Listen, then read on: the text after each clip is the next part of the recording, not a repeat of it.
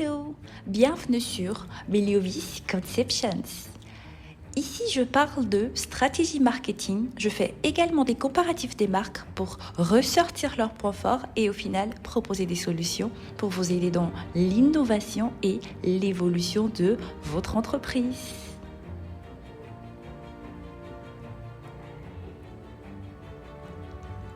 Aujourd'hui, nous allons parler de 3 géants dans le monde de la boisson. Je vous laisse deviner qui. Coca-Cola, Red Bull et Pepsi.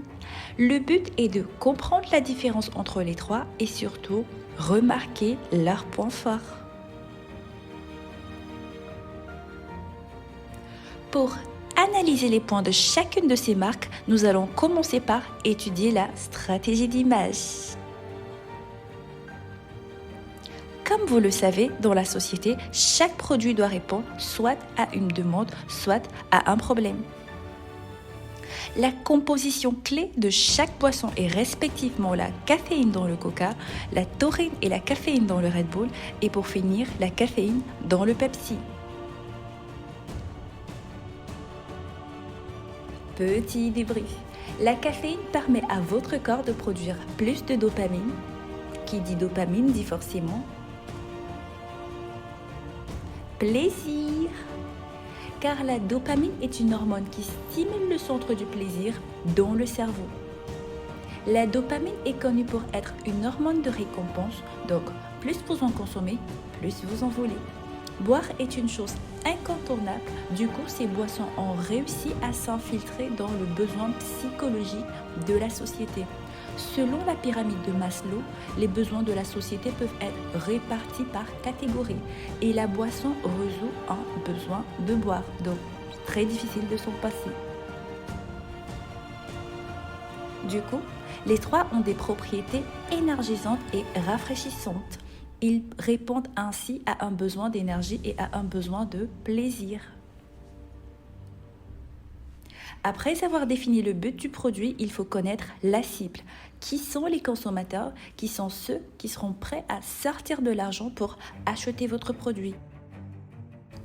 Dans le cas de Coca-Cola, il cible tous les profils dans la société, notamment les jeunes, les adultes, les diabétiques, toutes les religions. Coca-Cola s'efforce de toucher toutes les classes sociales.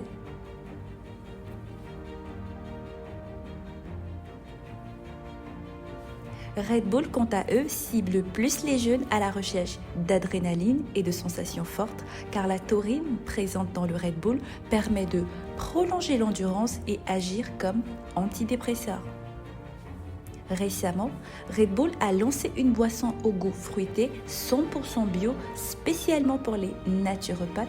Cela est une façon pour eux d'agrandir leur cible et toucher le maximum de profit possible car certaines personnes ne consomment pas de caféine. Les activités de Pepsi sont orientées vers les jeunes. Ils ciblent plus précisément les jeunes de 15 à 35 ans. Après avoir défini la stratégie d'image et la cible, la prochaine étape est la méthode d'approche ou trouver la cible. Les trois ont une forte présence numérique, notamment sur Facebook, Instagram, LinkedIn, Twitter. Ils investissent des centaines de dollars dans leur marketing via les sponsorisations, les réseaux sociaux et les panneaux publicitaires.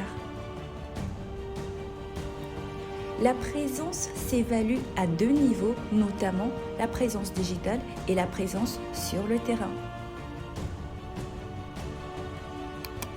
Pour assurer leur présence sur le terrain, ces marques organisent une variété d'événements aussi intéressants les uns que les autres. Le but est de se rapprocher des jeunes, susciter l'intérêt, susciter l'envie et surtout bâtir une réputation. En conclusion, pour développer votre activité, prenez le temps d'établir la stratégie d'image. Quel rôle votre marque va-t-elle jouer dans la société? En 2, définir précisément votre cible et ensuite planifier comment vous rapprocher de votre cible. Pour cela, n'hésitez pas à étudier où se trouve votre cible et les événements que vous pourrez organiser chaque mois ou chaque semestre, tout dépend de votre budget, pour créer un lien avec votre. Surtout, N'oubliez pas de vous abonner, de liker la vidéo, de partager et aussi de laisser un commentaire. À la prochaine!